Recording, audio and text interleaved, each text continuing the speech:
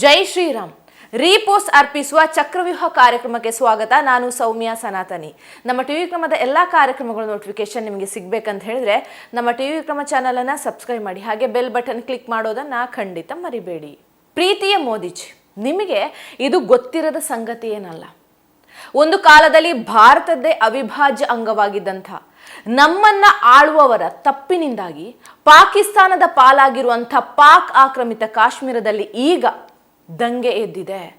ಹತ್ತಾರು ಬೇಡಿಕೆಗಳನ್ನು ಈಡೇರಿಸಬೇಕು, ನಮಗೂ ಮೂಲಭೂತ ಸೌಕರ್ಯ ಕೊಡಬೇಕು ಅಂತ ಜನ ಹೋರಾಟ ಮಾಡ್ತಾ ಇದ್ದಾರೆ.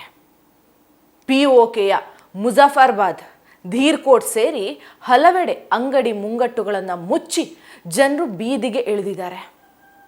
ನಮಗೆ ಸೌಲಭ್ಯ ಕೊಡಿ, ಇಲ್ಲಿದ್ರೆ ನಾವು ಭಾರತ ಸೇರಿ ಹಲವು ದೇಶಗಳಿಗೆ ಹೋಗ್ತೀವಿ ಅಂತ ಪಟ್ಟು ಹಿಡಿದು ಕೂತಿದ್ದಾರೆ.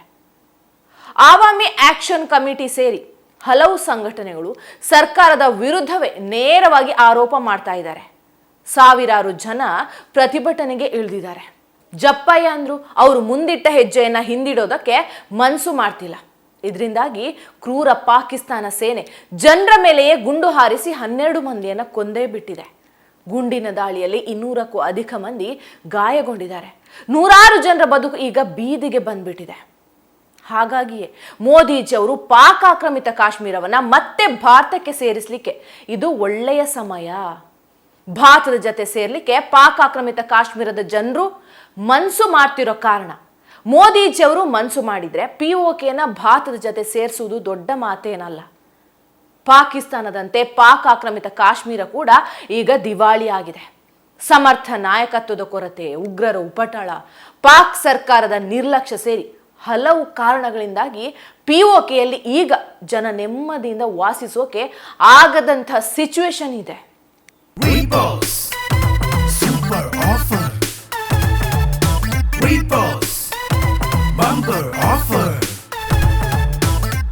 ರೀಪೋಸ್ ಮ್ಯಾಟ್ರೆಸ್ ಅನ್ನು ಖರೀದಿಸಿ ಸ್ಮಾರ್ಟ್ ಟಿವಿಯನ್ನು ಉಚಿತವಾಗಿ ಪಡೆಯಿರಿ. ರೀಪೋಸ್ ಮ್ಯಾಟ್ರೆಸ್. POKಯಲ್ಲಿ 1 ಲೀಟರ್ ಹಾಲಿಗೆ 140ರಿಂದ 150 ರೂಪಾಯಿ ಕೊಡಬೇಕಾದಂಥ ಪರಿಸ್ಥಿತಿ ಇದೆ. ಪ್ರತಿಯೊಂದು ವಸ್ತುಗಳ ಬೆಲೆ ಕೂಡ ಗಗನಕ್ಕೆ ಏರ್ಬಿಟ್ಟಿದೆ. ಒಂದು ಕಡೆ ಉಗ್ರರು, ಇನ್ನೊಂದು ಕಡೆ ಪಾಕಿಸ್ತಾನಿ ಸೈನಿಕರ ಕ್ರೌರ್ಯ, ಮತ್ತೊಂದು ಕಡೆ ದುರಾಡಳಿತದಿಂದಾಗಿ 1 kg ಅಕ್ಕಿ ಖರೀದಿಸಲಿಕ್ಕೆ ಆಗದಂಥ ದುಸ್ಥಿತಿ. ಇದರಿಂದಾಗಿ ಅಲ್ಲಿನ ಜನರು ಜೀವನ ನಡೆಸೋದಕ್ಕೆ ಪರದಾಡುವಂಥ ಪರಿಸ್ಥಿತಿ ಬಂದಿದೆ. ಇದೇ ಕಾರಣಕ್ಕಾಗಿ ಅಲ್ಲಿನ ಜನ ಸರ್ಕಾರದ ವಿರುದ್ಧ, ಸೇನೆ ವಿರುದ್ಧ ದಂಗೆ ಎದ್ದಿರೋದು.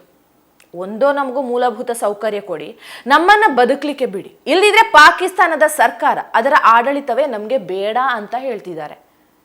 ಹೆಚ್ಚಿನ ತೆರಿಗೆ ವಿಧಿಸಿರುವುದು, ಸಬ್ಸಿಡಿ ಕೊಡದೇ ಇರೋದು ಸೇರಿ ಹಲವು ಕಾರಣಗಳು POK ನಾಗರಿಕರನ್ನ ಬಾಧಿಸ್ತಾ ಇದೆ. ಇದರಿಂದಾಗಿ ಭಾರತವೇ ಈಗ POK ಸಮಸ್ಯೆಗೆ ಶಾಶ್ವತ ಪರಿಹಾರ ಸೂಚಿಸಬೇಕು, ದಿಟ್ಟ ಕ್ರಮದ ಮೂಲಕ ಅದನ್ನು ಭಾರತದ ಜೊತೆ ಒಗ್ಗೂಡಿಸಬೇಕಾಗಿದೆ. ಪಾಕ್ ಆಕ್ರಮಿತ ಕಾಶ್ಮೀರ ಮಾತ್ರ ಅಲ್ಲ, ಬಲೂಚಿಸ್ತಾನ್, ಸಿಂಧ್, ಗಿಲ್ಗಿಟ್, ಬಲ್ಟಿಸ್ತಾನ್ ಸೇರಿ ಹಲವು ಪ್ರದೇಶಗಳಲ್ಲಿ ಪಾಕಿಸ್ತಾನ ಸರ್ಕಾರದ ವಿರುದ್ಧ ಮೊದಲಿಂದಲೂ ಪ್ರತಿಭಟನೆಗಳು ನಡೀತಲೇ ಇದೆ. ಪಾಕ್ ಆಕ್ರಮಿತ ಕಾಶ್ಮೀರಗಂತೂ ಅಲ್ಲಿನ ಆಡಳಿತದಿಂದ ಬೇಸತ್ತು ಹೋಗಿದ್ದಾರೆ. ಅವರು ಭಾರತದ ಜೊತೆಗೆ ಭಾವನಾತ್ಮಕ ನಂಟು ಹೊಂದಿರೋ ಕಾರಣ POKಯಲ್ಲಿ ಇರಲಿಕ್ಕೆ ಅವರಿಗೆ ಆಗ್ತಾನೇ ಇಲ್ಲ. ಬಲೂಚಿಸ್ತಾನದಲ್ಲಂತೂ ತುಂಬಾ ವರ್ಷಗಳಿಂದ ನಾವು ಪಾಕಿಸ್ತಾನದಿಂದ ಬೇರ್ಪಡಬೇಕು ಅಂತ ಆಗ್ರಹ ಕೇಳಿ ಬರ್ತಾ ಇದೆ. ಇದಕ್ಕಾಗಿ ಪ್ರತಿಭಟನೆ, ಗಲಭೆ, ಹಿಂಸಾಚಾರಗಳು ನಡೀತಾನೆ ಇದೆ. ಹಾಗೆ ನೋಡಿದ್ರೆ ಬಲೂಚಿಸ್ತಾನ ಕೂಡ ಯಾವಾಗ ಬೇಕಾದರೂ ಭಾರತದ ಜೊತೆ ಸೇರ್ಪಡೆಯಾಗಲಿಕ್ಕೆ ರೆಡಿ ಇದೆ. ಇದರ ಮಧ್ಯೆ POK united Kashmir people's national party ವಕ್ತಾರ ನಾಸೀರ್ ಅಜೀಜ್ ಖಾನ್ ಅವರು ಮಧ್ಯಸ್ಥಿಕೆ ವಹಿಸಬೇಕು ಅಂತ ವಿಶ್ವಸಂಸ್ಥೆ ಮೊರೆ ಹೋಗಿದ್ದಾರೆ. ಇಂಥ ಸಂದರ್ಭವನ್ನೇ ಉಪಯೋಗಿಸಿಕೊಂಡು POK, ಬಲೂಚಿಸ್ತಾನ ಸೇರಿ ಹಲವು ಪ್ರದೇಶಗಳನ್ನು ಭಾರತದ ಜೊತೆ ಸೇರ್ಪಡೆ ಮಾಡಲಿಕ್ಕೆ ಮೋದಿಜಿ ಸರ್ಕಾರಕ್ಕೆ ಇದು ಒಳ್ಳೆಯ ಚಾನ್ಸ್. ವೀಕ್ಷಕರೇ, ಮೋದಿಜಿಯವರು ಕಳೆದ 11 ವರ್ಷಗಳಲ್ಲಿ ಎಂಥೆಂಥ ದಿಟ್ಟ, ಖಡಕ್ ಹಾಗೂ ದೇಶವೇ ಮೆಚ್ಚುವಂಥ ತೀರ್ಮಾನಗಳನ್ನು ತೆಗೆದುಕೊಂಡಿದ್ದಾರೆ ಅನ್ನೋದು ಎಲ್ಲರಿಗೂ ಗೊತ್ತಿರುವಂಥ ವಿಷಯ. ಮೋದಿಜಿಯವರು ನೋಟ್ ಬ್ಯಾನ್ ಮಾಡಿದರು, ಮುಸ್ಲಿಂ ಹೆಣ್ಣು ಮಕ್ಕಳ ಕಂಟಕವಾಗಿದ್ದಂಥ, ಜೀವನಕ್ಕೆ ಕುತ್ತಾಗಿದ್ದಂಥ ತ್ರಿವಳಿ ತಲಾಖನ್ನು ನಿಷೇಧ ಮಾಡಿದರು. ರಕ್ತಪಾತವೇ ಆಗುತ್ತೆ ಅಂತೆಲ್ಲ ಬೊಗಳಿ ಬಿಡ್ತಾ ಇದ್ದಂಥ ಪ್ರತಿಪಕ್ಷಗಳ ಬೆದರಿಕೆಯನ್ನು ನೆಗ್ಲೆಕ್ಟ್ ಮಾಡಿ ಜಮ್ಮು ಕಾಶ್ಮೀರಕ್ಕೆ ವಿಶೇಷ ಸ್ಥಾನಮಾನ ನೀಡ್ತಾ ಇದ್ದಂಥ ಆರ್ಟಿಕಲ್ 370 ವಿಧಿಯನ್ನೇ ರದ್ದುಗೊಳಿಸಿದ್ರು.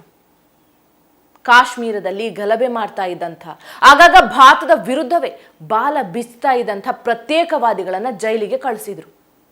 ಯಾರು ಬಾಯ್ ಬಡ್ಕೊಂಡ್ರು ಕೇಳದಂಥ ಪೌರತ್ವ ತಿದ್ದುಪಡಿ ಕಾಯ್ದೆಯನ್ನ ಜಾರಿಗೆ ತಂದ್ರು. ಉಗ್ರರಿಗೆ ಪಾಠ ಕಲಿಸೋದಿಕ್ಕೆ ಅಂತಾನೆ surgical strike, Balakot air strike, ಹಾಗೆ ಆಪರೇಷನ್ ಸಿಂಧೂರದಂತಹ ದೊಡ್ಡ ದೊಡ್ಡ ದಾಳಿಗಳಿಗೆ ಓಕೆ ಅಂದ್ರು. ಹಾಗಾಗಿ ಮೋದಿಜಿ ಅವರಿಗೆ ಪಾಕ್ ಆಕ್ರಮಿತ ಕಾಶ್ಮೀರವನ್ನ ಮತ್ತೆ ನಾವು ವಶಪಡಿಸ್ಕೊಳ್ಳೋದು ದೊಡ್ಡ ವಿಷಯನೇ ಅಲ್ಲ ಬಿಡಿ. ಮೋದಿಜಿ ಅವರು ಒಂದು ಆರ್ಡರ್ ಮಾಡಿದ್ರೆ ಸಾಕು, ಭಾರತೀಯ ಸೇನೆ ನುಗ್ಗಿ POKನ ವಶಪಡಿಸ್ಕೊಂಡು ಅಲ್ಲಿ ತಿರಂಗ ನೆಟ್ಟು ಬರುತ್ತೆ. ಯಾಕಂದ್ರೆ ಇದು ನವಭಾರತ. ಭಾರತೀಯ ಸೇನೆಯು ಯಾವುದೇ ಕಾರ್ಯಾಚರಣೆಯನ್ನ ಯಶಸ್ವಿಯಾಗಿ ಕೈಗೊಳ್ಳುವಷ್ಟು ಸಮರ್ಥವಾಗಿದೆ. ಪಾಕ್ ಆಕ್ರಮಿತ ಕಾಶ್ಮೀರವನ್ನ ವಶಪಡಿಸಿಕೊಳ್ಳಬೇಕು ಅನ್ನೋದು BJPಯ ಅಜೆಂಡಾ ಆಗಿದೆ. RSS ಕೂಡ ಅಖಂಡ ಭಾರತದ ಕನಸು ಬಿತ್ತಿದೆ. ಕೇಂದ್ರ ಗೃಹ ಸಚಿವ ಅಮಿತ್ ಶಾ, ರಕ್ಷಣಾ ಸಚಿವ ರಾಜನಾಥ್ ಸಿಂಗ್ ಸೇರಿ ಹಲವರು ಪಾಕ್ ಆಕ್ರಮಿತ ಕಾಶ್ಮೀರ ಒಂದಲ್ಲ ಒಂದು ದಿನ ನಮ್ಮದಾಗುತ್ತೆ ಅಂತ ಈಗಾಗಲೇ ಹೇಳ್ಬಿಟ್ಟಿದ್ದಾರೆ. ಅಮಿತ್ ಶಾ ಅವರಂತೂ ಯಾವಾಗ POKನ ವಶಪಡಿಸ್ಕೊಳ್ತೀವೋ ಅಂತ ಕಾಯ್ತಾ ಇದ್ದಾರೆ. ಇದರ ಬಗ್ಗೆ ಅವರು ಸಾಕಷ್ಟು ಸಲ ಬಹಿರಂಗವಾಗಿಯೇ ಹೇಳಿದ್ದಾರೆ. ಸಂಸತ್ತಿನಲ್ಲೂ POK ನಮ್ಮದು ಅಂತ ಗುಡುಗಿದ್ದಾರೆ ಬೇರೆ. ये पाक ऑक्यूपाई कश्मीर क्यों नहीं लिया, ये क्यों नहीं करा, वो क्यों नहीं करा। पहले तो वो सोचते थे कि कुछ ही नहीं होगा, हो गया तो ये क्यों नहीं हुआ। मैं कांग्रेस पार्टी को कहना चाहता हूं, पाक ऑक्यूपाई कश्मीर आपने दिया था, मगर लेने का काम भारतीय जनता पार्टी की सरकार ही करेगी और कोई नहीं। ಅಷ್ಟೇ ಯಾಕೆ, ನಮ್ಮದೇ ದೇಶದ ಭಾಗವಾಗಿದ್ದಂಥ ಪಾಕ್ ಆಕ್ರಮಿತ ಕಾಶ್ಮೀರವನ್ನ ವಶಪಡಿಸ್ಕೋಬೇಕು ಅನ್ನೋದು ಶತಕೋಟಿ ಭಾರತೀಯರ ಬೇಡಿಕೆ ಕೂಡ ಆಗಿದೆ. ಇದನ್ನ ಈಡೇರಿಸಿದ್ರೆ ಮೋದಿಜಿಯವರು ದೇಶದ ಜನಕ್ಕೆ ನೀಡಿದ ಎಲ್ಲಾ ಭರವಸೆಗಳನ್ನ ಈಡೇರಿಸಿದಂತೆ ಆಗತ್ತೆ.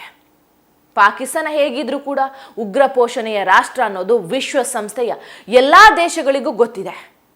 ಪಾಕ್ ಆಕ್ರಮಿತ ಕಾಶ್ಮೀರದಲ್ಲಿ ಪಾಕಿಸ್ತಾನ ಸರ್ಕಾರ ಎಂಥ ಕ್ರೂರ ಕ್ರಮ ತೆಗೆದುಕೊಳ್ತಿದೆ ಅನ್ನೋದನ್ನ ಅಲ್ಲಿಯ ಸಂಘಟನೆಗಳೇ ವಿಶ್ವಸಂಸ್ಥೆಗೆ ತಿಳಿಸಿಬಿಟ್ಟಿದೆ. ಪಾಕ್ ಆಕ್ರಮಿತ ಕಾಶ್ಮೀರದಲ್ಲಿ ಏನಾಗ್ತಿದೆ ಅನ್ನೋದನ್ನ ಜಗತ್ತಿಗೆ ಮಾಧ್ಯಮಗಳು ತೋರಿಸ್ಬಿಟ್ಟಿದೆ.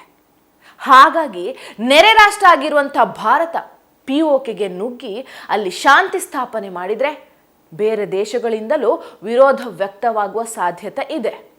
ಅಲ್ಲಿಗೆ ವಿಶ್ವಸಂಸ್ಥೆ ಮಾಡಬೇಕಾದಂಥ ಕೆಲಸವನ್ನ ಭಾರತ ಮಾಡಿದೆ ಅಂತ ಬೇರೆ ದೇಶಗಳು ತಿಳ್ಕೊಳ್ತವೆ.